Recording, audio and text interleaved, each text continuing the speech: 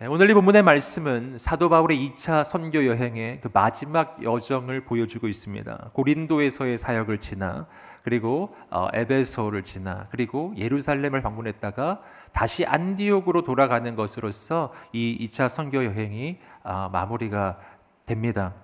그 가운데 저는 오늘 이 본문 가운데 1절부터 16절까지의 이 본문의 말씀을 중심으로 고린도에서의 사역을 중점적으로 함께 보고자 합니다. 지금 지도가 보여지고 있는데요. 이 가운데서 여러분 고린도라는 지명을 지금 찾으시겠어요? 찾으셨나요? 그 고린도라는 지역을 지도로 우리가 보는 까닭은 그 지리적인 특성이 굉장히 독특하기 때문입니다. 고린도라고 하는 지역은 지협이라고 해요. 좁은 땅. 그리고 아래쪽으로 지금 보시면은 펠로폰네소스 반도, 그 반도가 연결되어 있고 위쪽으로는 그리스 본토가 있습니다. 그래서 그 본토와 아래쪽의 그 반도를 연결하는 좁은 땅, 지협이라고 부릅니다. 그래서 이 고린도라는 지역은 또 이 동서 양쪽으로는 양쪽으로 이 바다를 접하고 있는 도시이기도 해요. 항구가 양쪽으로 있습니다.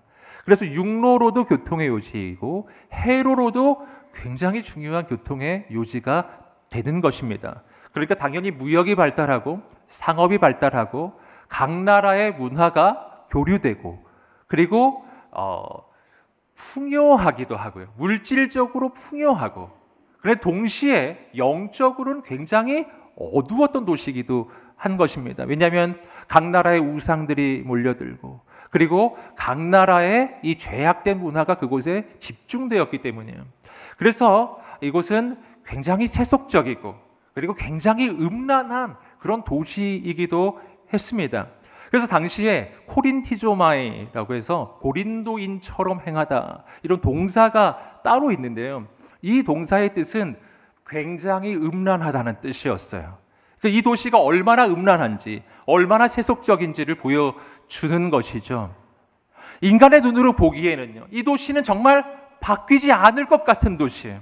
너무 세속적이고, 너무 죄악 가득하고, 너무 물질주의고, 여러분 그러한 도시, 도저히 바뀌지 않을 것 같은 도시였는데 거기에 하나님의 사람 사도 바울이 들어갔을 때 그 도시가 바뀌는 것입니다. 새로운 부흥이 시작되는 거예요. 여러분 이 본문의 말씀은 우리에게도 놀라운 소망을 주는 말씀입니다. 왜냐하면 오늘 우리가 이 땅을 바라보고 오늘 우리가 이 시대를 바라볼 때 이 시대도 너무나 세속적이고 너무나 죄악 가득하고 너무나 음란한 시대이기 때문이에요. 인간의 눈으로 보기에는 이 시대가 정말 변화될까? 이 도시가 바뀔까라는 생각이 드는 것입니다. 하지만 사랑하는 여러분, 오늘 이 고린도 땅을 변화시키신 그 하나님께서는 오늘 이 시대도 변화시켜 주실 줄 믿습니다. 지금 이 시대도 새로운 부흥이 시작될 줄 믿습니다. 여러분 어떻게 이러한 하나님의 새로운 부흥은 시작될 수 있겠습니까? 저는 오늘 이 본문의 말씀을 통해서 세 가지 중요한 영적인 교훈을 함께 나누고자 합니다. 첫 번째입니다. 첫 번째는 포기하지 말고 믿음으로 도전하십시오. 함께 고백해 보겠습니다. 포기하지 말고 믿음으로 도전하십시오. 아멘. 우리 함께 1절부터 4절 다시 한번 읽어 보겠습니다. 시작. 2일 후에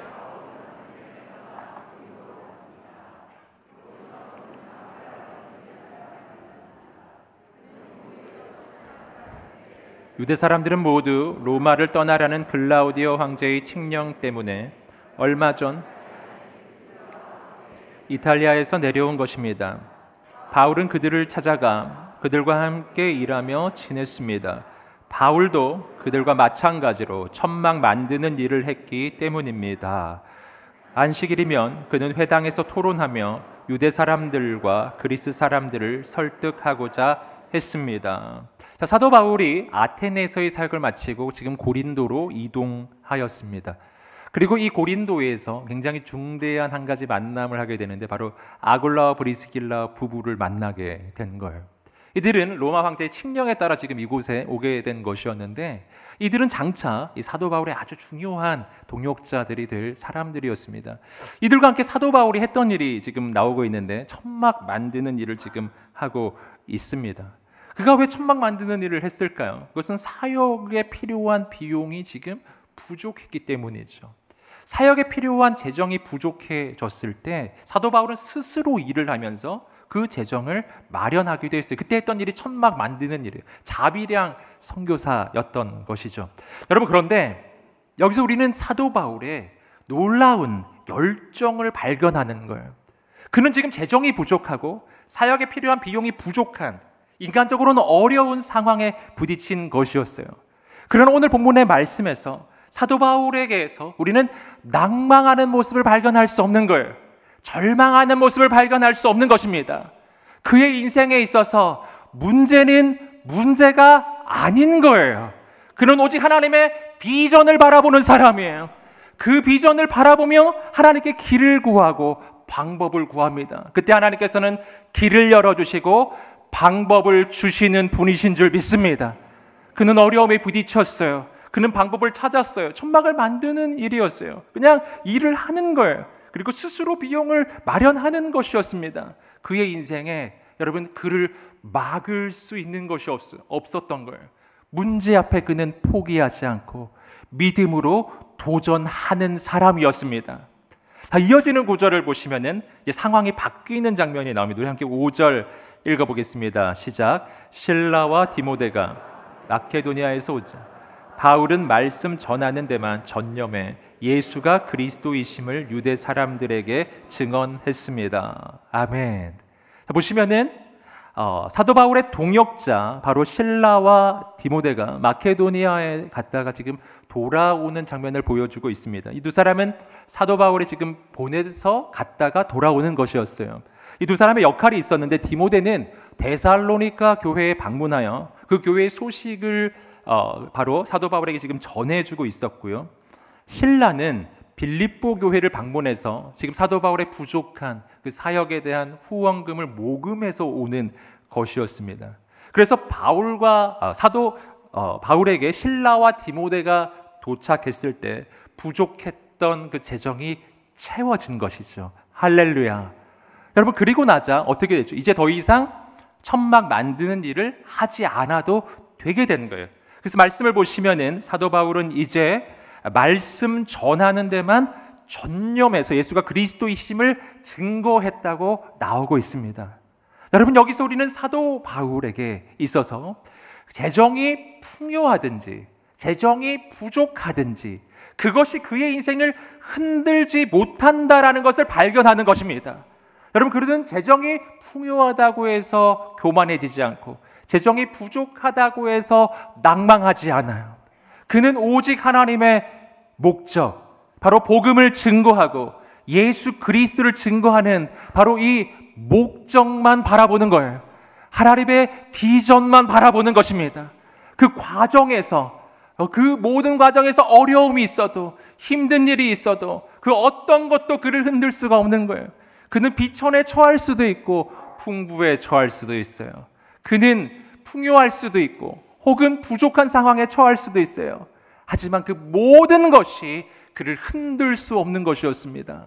오늘 사도 바울의 인생에는 목적이 분명했기 때문입니다. 빌립보서 1장 20절 말씀 우리 한번 읽어보도록 하겠습니다. 시작. 나의 간절한 기대와 소망을 따라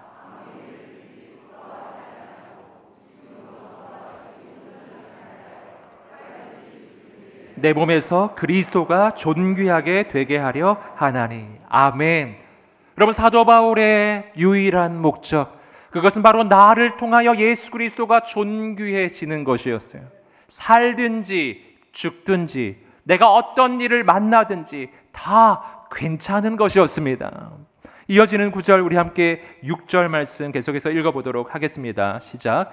그러나 유대 사람들은 바울에게 대들며 욕설을 퍼부었습니다.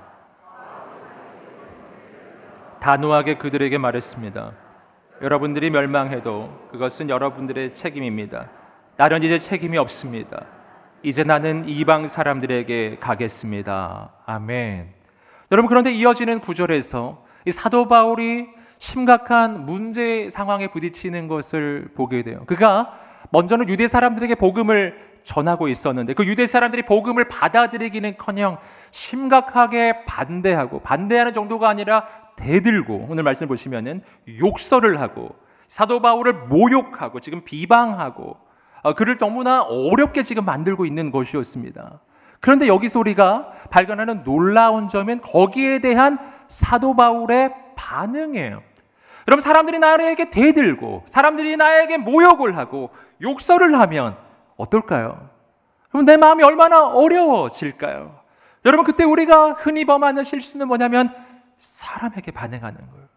내 감정대로 반응하는 거예요. 여러분, 그러나 오늘 본문의 말씀에서 사도 바울은 사람에게 반응하지 않습니다. 사도 바울은 사람에게 반응하는 사람이 아니라 하나님께 반응하는 사람이에요. 여러분, 사도 바울은 감정을 따라가는 사람이 아니라 하나님의 꿈과 비전을 따라가는 사람이에요. 여러분, 그렇기 때문에 사도 바울은 이들과 다투지 않아요. 여러분, 사람들의 반대는 하나님의 비전의 중단을 의미하는 게 아니에요. 여러분, 사도 바울에게 있어서 이 유대인들의 반대는 이것은 하나님의 부르심에 대한 재확인일 뿐이에요. 사도 바울은 지금 뭐라고 이야기합니까? 당신들이 반대하니 나는 이제 이방인들에게 가겠습니다. 할렐루야. 여러분, 유대인들의 반대는 사도 바울에게 있어서는 사역의 중단이 아닌 바로 이방인을 향해 하나님의 부르심을 의미하는 것일 뿐인 거예요. 그 어떤 것도 오늘 사도 바울을 막을 수가 없는 것입니다. 사랑하는 여러분, 오늘 사람에게 반응하지 아니하고 오직 하나님께만 반응하는 여러분 되시기를 주님의 이름으로 축복합니다. 오직 하나님의 꿈과 소망과 비전만 바라보며 달려가는 거예요. 여러분, 그때 하나님께서는 더욱 놀라운 일을 이루어 주실 것입니다. 여러분, 이어지는 구절입니다. 우리 함께 7절, 8절 읽어보겠습니다. 시작. 그러고 나서 바울은 회당을 떠나 디도 유스도라는 사람의 집으로 갔습니다. 그는 하나님을 경외하는 이방 사람인데 그의 집은 회당 바로 옆에 있었습니다. 회당장 그리스도와 그 온 집안이 주를 믿게 됐고 바울의 말을 들은 다른 많은 고린도 사람들도 믿고 세례를 받았습니다. 자, 이어지는 이 말씀은요, 하나님의 놀라운 대반전의 역사를 보여주고 있는 겁니다. 지금 유대인들의 반대와 핍박과 조롱과 욕설로부터 이것이 시작됐잖아요. 여러분, 그러나 사도 바울이 사람에게 반응하지 않고 하나님의 비전을 따라가기 시작했을 때 그들을 상대한 것이 아니라 하나님이 나를 부르시는 바로 이방인들을 향해 나아가 복음을 증거하기 시작했을 때 더 놀라운 일이 일어나기 시작했습니다. 사도 바울은 이제 그 복음 전파의 베이스 캠프를 이동합니다. 어디로요? 오늘 말씀 보니까 디도 유스도라는 사람의 집이에요. 이는 이방인의 집입니다. 여러분, 이방 사람의 집으로 옮기고 본격적으로 이방인에게 복음을 전하기 시작했을 때 바로 그때 하나님께서는 사도 바울과 함께 하셨고 부흥의 역사가 시작되었습니다. 수많은 사람들이 죽게 돌아오는 역사가 일어난 거예요. 사랑하는 여러분, 오늘 우리가 진정으로 하나님의 음성을 듣고 하나님의 비전을 붙잡고 믿음으로 나아가기 시작할 때 하나님께서는 그 길을 열어주시고 축복해 주시고 놀라운 일을 이루어 주시는 분이신 줄 믿습니다. 사랑하는 여러분, 오늘 우리의 인생에 어떠한 어려움이 있다 할지라도 오늘 우리가 포기하지 않고 믿음으로 도전하는 여러분 되시기를 주님의 이름으로 축복합니다. 오늘 사람에게 반응하지 않고 오직 하나님만 바라보며 나아가는 여러분 되시기를 주님의 이름으로 축복합니다. 하나님께서 놀라운 일을 이루실 것입니다. 두 번째입니다. 두 번째는 잠잠히 있지 말고 복음을 전하십시오. 함께 고백해 보겠습니다. 시작. 잠잠히 있지 말고 복음을 전하십시오. 우리 함께 이어지는 9절, 10절 읽어보겠습니다. 시작. 어느 날 밤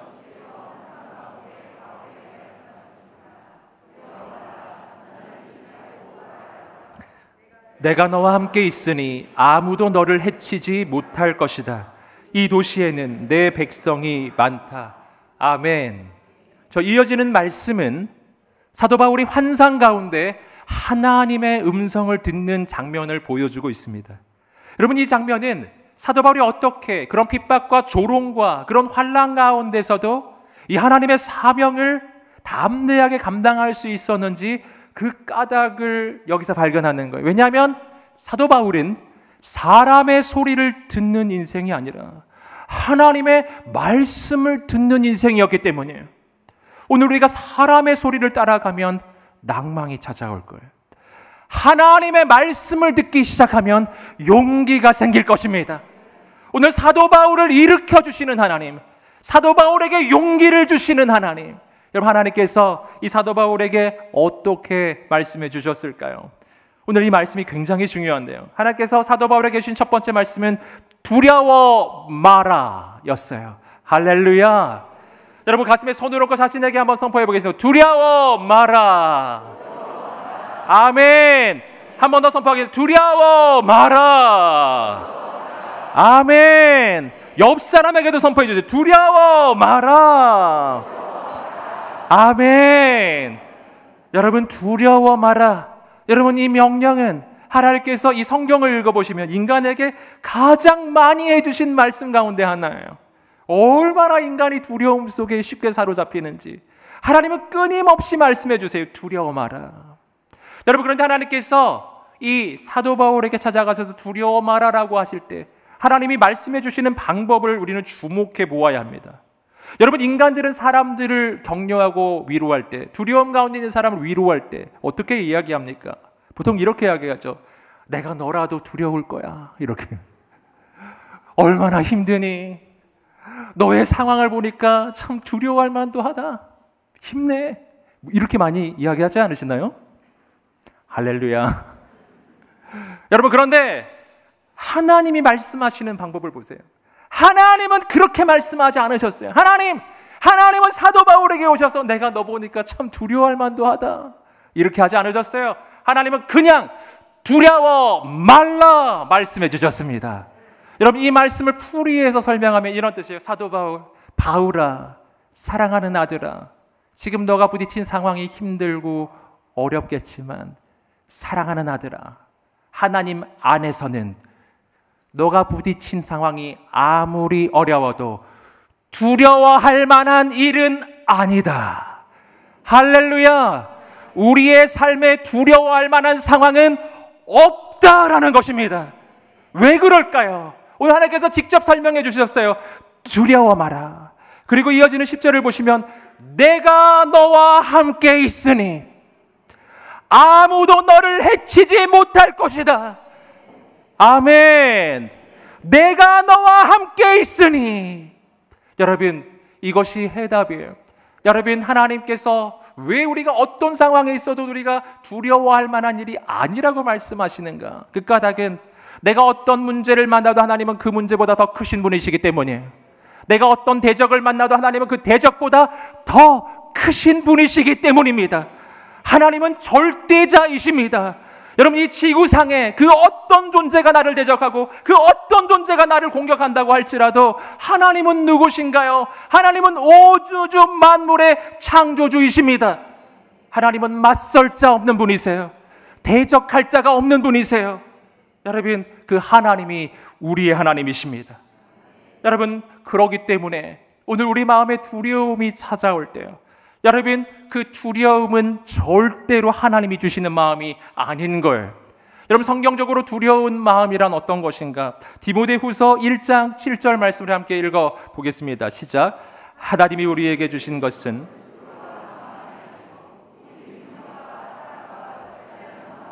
아멘. 자, 디모데후서 1장 7절의 말씀 분명히 말합니다. 하나님께서 우리에게 주시는 마음은 두려워하는 마음이 아니요. 할렐루야. 여러분 하나님은 두려워하는 마음을 우리에게 주시지 않는데요. 여러분 그렇기 때문에 내 마음에 두려운 마음이 생겼을 때 이것을 기억하세요. 이건 하나님이 주신 게 아닌 거예요. 여러분 하나님이 주신 게 아닌 것은 받지 마십시오. 여러분 두려운 마음이란 저절로 생기는 게 아니에요. 여러분 두려운 마음은 누군가 주는 거라고요. 여러분 하나님이 주신 것이 아니면 마귀가 주는 거예요. 여러분 마귀가 내 마음에 두려움을 심어줄 때 단호하게 거절하십시오. 예수 그리스도의 이름으로 명하노니 두려움이 떠나갈지어다. 예수 그리스도의 이름으로 명하노니 두려움을 주는 악한 영이 떠나갈지어다. 여러분 하나님의 사람에게 여러분, 하나님께서는 두려워하는 마음 정상이라고 하지 않으셨어요. 예수님 말씀하셨어요. 너희는 마음에 근심하지 말라. 근심할 일이 있고 어려운 일도 있고 이런 거 아니에요. 근심하지 말라. 하나님을 믿으니 또 나를 믿으라. 여러분, 우리는 근심과 믿음을 겸하여 할 수 없는 거예요. 근심하는 사람은 믿음이 없는 거예요. 믿음이 있으면 근심이 떠나가는 것입니다. 여러분, 두려움이 있다는 것은 오늘 하나님의 사람에게는 정상이 아닌 거예요. 근데 오늘 우리 인생의 문제가 뭔지 아세요? 두려움을 당연히 여긴다는 겁니다. 내 삶의 상황이 힘드니, 어려우니 두려운 것도 당연하지라고 여기며 그 두려움을 그냥 당연하게 받아들여요. 그래서 두려움에서 못 벗어나는 것입니다. 두려움은 당연한 것이 아닙니다. 할렐루야. 한번 고백해 보겠습니다. 하나님의 사람에게 두려움은 당연한 것이 아닙니다. 아멘. 두려움은 하나님이 주시는 게 아니기 때문이에요. 여러분, 두려움은 내 영혼의 이상신호예요. 경계경보라고요. 이것은 지금 내가 인생이 그렇게 어렵다는 뜻이 아니고요, 내가 영적 전쟁에서 패배하고 있다는 뜻이에요. 악한 마귀가 내 마음에 지금 막 두려움을 심어주고 있다는 뜻이라고요. 여러분, 그때 우리가 해야 할 일은 무엇일까요? 여러분, 우리는 흔히 생각하기를 상황이 바뀌어야 두려움이 사라질 거라고 생각해요. 여러분, 그렇지 않습니다. 여러분, 내 안에 두려움이 있는 까닭은 상황이 어려워서 그런 게 아니에요. 하나님을 믿지 않기 때문에, 하나님 신뢰하지 않고 있는 거예요. 하나님이 나의 대적보다 크다는 것을 믿지 않는 거예요. 하나님이 내 문제보다 크시다는 것을 믿지 않는 거예요. 그거 안 믿으면 내 마음은 두려움에서 못 벗어납니다. 여러분, 상황이 좋아지면 평안해질까요? 아닙니다. 상황이 아무리 편안해도 아무 일도 없는데 하나님 신뢰하지 않으면 난 두려움에서 못 벗어나요. 아무 일도 없는데 불안이 나를 엄습해와요. 아무 일도 없는데 잠이 오지 않아요. 아무 일도 없는데 늘 쫓겨다니는 인생. 여러분, 그런 삶 살아보지 않으셨나요? 여러분, 우리에게 뭐가 필요한가요? 하나님을 향한 믿음이 필요한 거예요. 사랑하는 여러분, 오늘 우리가 하나님을 향하여 온전한 믿음을 가지게 되시기를 주님의 이름으로 축복합니다. 두려움이 떠나갈 것입니다. 어둠이 떠나갈 것입니다. 우리 안에 믿음이 회복되기를 주님의 이름으로 축복합니다. 그리고 주님께서는 뭐라고 말씀하셨는가? 잠잠히 있지 말고 말하여라. 복음을 전파하라 라는 것입니다. 여러분, 두려워하지 않고 우리는 하나님께서 나를 부르신 그 비전을 따라가는 거예요. 여러분, 복음을 전파하는 여러분 되시기를 주님의 이름으로 축복합니다. 복음을 전하라고 하나님께서는 말씀하시면서 하나님의 놀라운 비전을 함께 말씀해 주셨어요. 오늘 하나님이 정말 놀라운 말씀하셨는데 이렇게 말씀하셨어요. 이 도시에는 내 백성이 많다. 여러분, 이것은 당시의 고린도의 상황에서는 있을 수 없는 이야기였어요. 가장 세속적인 도시, 가장 음란한 도시, 가장 죄악 가득한 그 도시, 절대 변화되지 않을 도시였어요. 여러분, 그러나 하나님은 그 도시의 현재 상황을 말씀하신 게 아니에요. 그 도시에 장차 있을 하나님의 놀라운 부흥을 미리 선포하고 계신 것입니다. 지금은 눈에 보이는 것이 없지만, 지금은 손에 잡히는 것이 없지만 장차 이 땅 가운데 거룩한 부흥이 일어날 것이고, 이 도시는 바뀔 것이고, 이 도시 하나님의 사람들이 일어나게 되리라. 사랑하는 여러분, 오늘 우리가 하나님의 꿈과 비전을 품게 되기를 주님의 이름으로 축복합니다. 그 비전을 보여주고 계시는 거예요. 사랑하는 여러분, 오늘 우리가 하나님의 음성을 듣고 하나님의 비전을 품게 되기를 주님의 이름으로 축복합니다. 여러분, 그 하나님께서는 이 시대를 향해서도 똑같이 말씀해 주실 거예요. 얼마나 많은 사람들이 더 이상 부흥은 없을 거라고, 더 이상 이 땅에 소망이 없다고 그렇게 얼마나 많은 사람들이 이야기하고 있나요? 여러분, 그러나 하나님도 그렇게 말씀하시겠어요? 하나님도 우리 바라보면서 소망 없다고 말씀하시겠어요? 여러분, 고린도를 향해서도 하나님은 부흥의 비전을 품으신 분이세요. 하나님은 부흥의 꿈을 꾸시는 분이세요. 그분은 이 나라, 이 땅 바라보면서, 이 도시를 바라보면서 똑같이 말씀해 주실 거예요. 이 땅에는, 이 도시에는 내 백성이 많다. 할렐루야. 사랑하는 여러분, 눈에 보이는 것이 없어도, 손에 잡히는 것이 없어도 하나님의 꿈과 소망과 비전을 품는 여러분 되시기를 주님의 이름으로 축복합니다. 여러분, 하나님은 부흥을 준비하고 계세요. 놀라운 부흥을 준비하고 계세요. 여러분, 그 부흥의 물꼬를 트는 오늘 우리가 되기를 주님의 이름으로 축복합니다. 여러분, 이 부흥의 역사는 어떻게 일어나겠는가?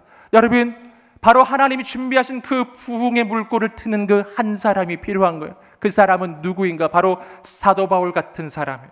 여러분, 주님께서 뜻하시고 계획하시는 대로 잠잠히 잊지 않고 복음을 전하는 그 한 사람을 통해 하나님께서는 이 땅 가운데, 우리 가정에, 우리 일터에, 이 도시에, 이 민족과 열방 가운데 하나님의 부흥의 역사를 시작하여 주실 것입니다.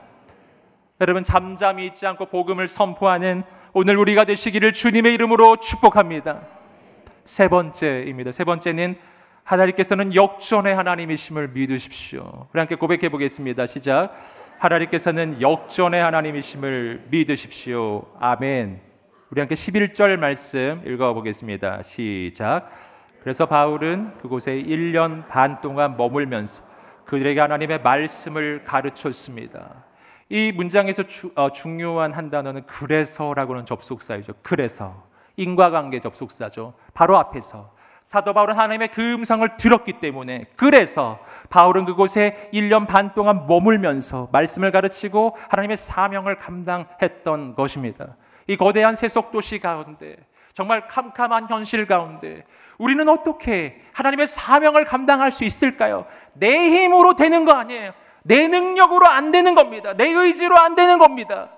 방법은 하나뿐이에요. 오늘 사도 바울처럼 날마다 주의 음성을 듣는 것입니다. 날마다 주의 임재에 사로잡히는 것입니다. 날마다 하나님의 비전을 바라보는 것입니다. 여러분, 그때 우리는 하나님의 사명을 감당할 수 있게 될 것입니다. 이어지는 구절입니다. 우리 12절, 13절 읽어보겠습니다. 시작.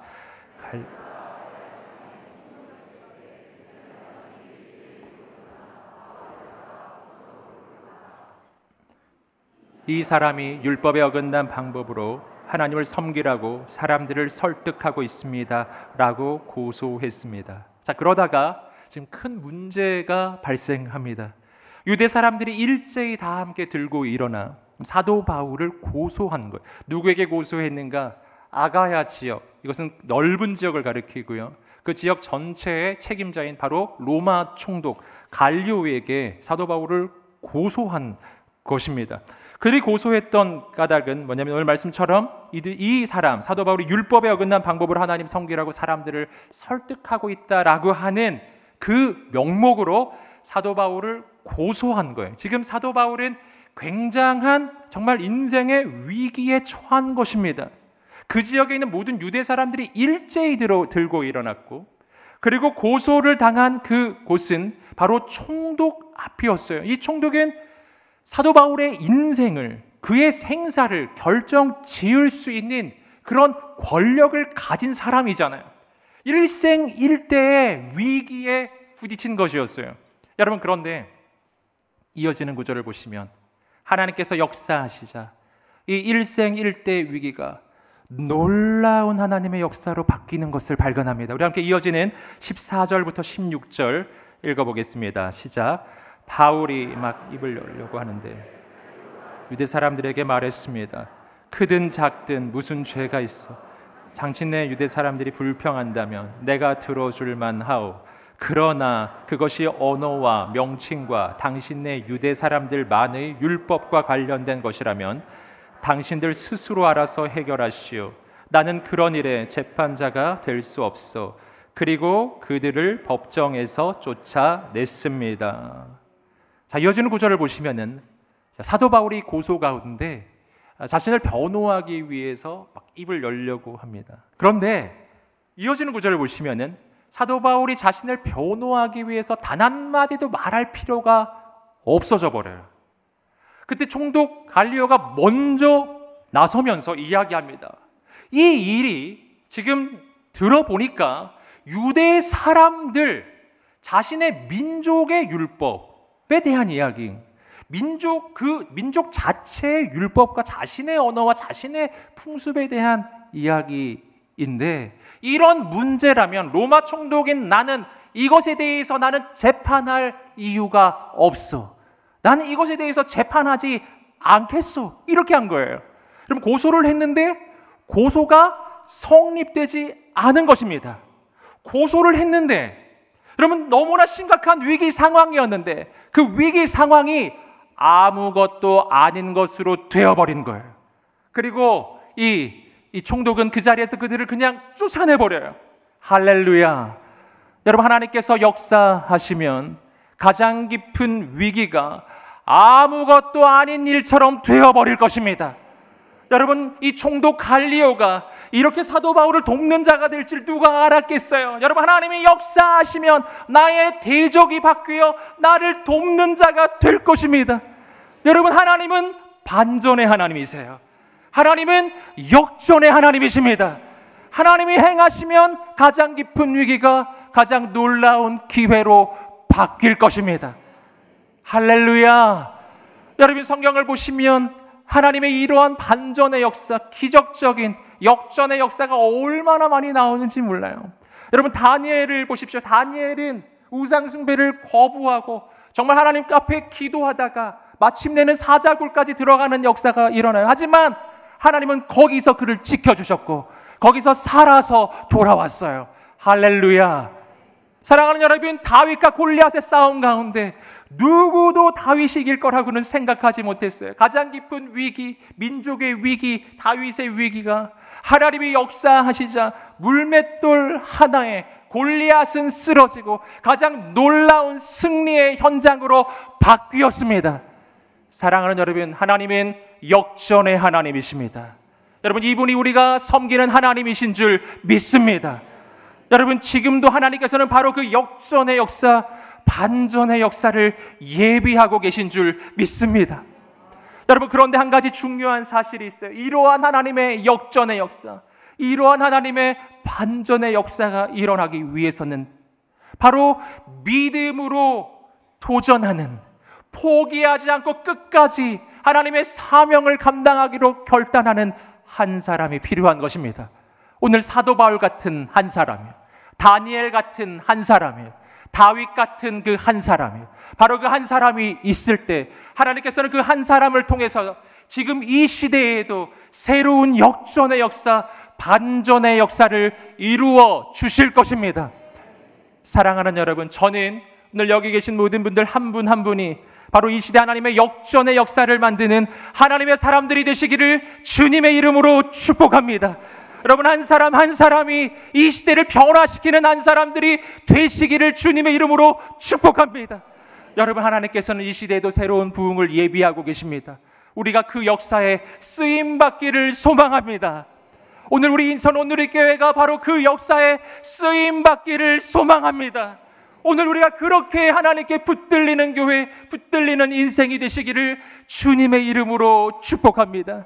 오늘 우리가 이 말씀을 붙잡고 한번 기도하며 나가겠습니다. 하나님 아버지, 오늘 우리가 사도 바울처럼 바로 믿음으로 끝까지 도전하는 한 사람이 되게 하여 주시옵소서. 잠잠히 있지 않고 복음을 선포하는 한 사람이 되게 하여 주시옵소서. 그래서 하나님의 놀라운 부흥과 대반전과 역전의 역사, 구원의 역사를 하나님 경험하게 하여 주시옵소서. 이 시대 새로운 부흥의 역사에 쓰임받는 인생이 되게 하여 주시옵소서. 우리 주 앞에 두 손을 들고 주여 한번 외치며 기도하겠습니다. 주여, 할렐루야. 하나님 아버지, 역사하여 주시옵소서. 하나님의 놀라운 일을 이루어 주시옵소서. 놀라운 역사를 이루어 주시옵소서. 하나님 행하소서. 하나님 역사하여 주시옵소서. 기름 부어 주시옵소서. 아버지 하나님, 이 시대를 변화시키는 한 사람이 되게 하여 주시옵소서. 이 땅을 변화시키는 한 사람이 되게 하여 주시옵소서. 이 땅에 하나님의 새 역사에 쓰임받는 한 사람이 되게 하여 주시옵소서. 사도 바울처럼, 다윗처럼, 다니엘처럼 하나님 믿음으로 선택하는 그 한 사람이 되게 하여 주시옵소서. 주여, 우리를 통하여 행하소서. 주여, 우리를 통하여 역사하여 주옵소서. 주님 행하소서. 우리 인천 온누리교회를 바로 그렇게 사용하여 주시옵소서. 사랑하는 주님, 오늘 우리가 그 어떤 상황, 어떤 대적을 만날지라도 낭망치 아니하고 하나님만 바라보게 하여 주시옵소서. 사람의 소리에 반응하는 인생이 아니라 하나님의 말씀을 듣는 인생이 되게 하여 주시옵소서. 오직 주님만 붙잡고 믿음으로 도전하는 인생이 되게 하여 주시옵소서. 그래서 우리를 통하여 이 나라와 이 민족의 열방의 새로운 부흥의 역사가 시작되게 하여 주시옵소서. 우리 인천 온누리교회를 바로 그런 교회로 사용하여 주시옵소서. 감사하며 예수님의 이름으로 기도드립니다. 아멘. 우리 살아계신 하나님께 감사와 찬양의 박수를 올려드리겠습니다. 주님을 찬양합니다.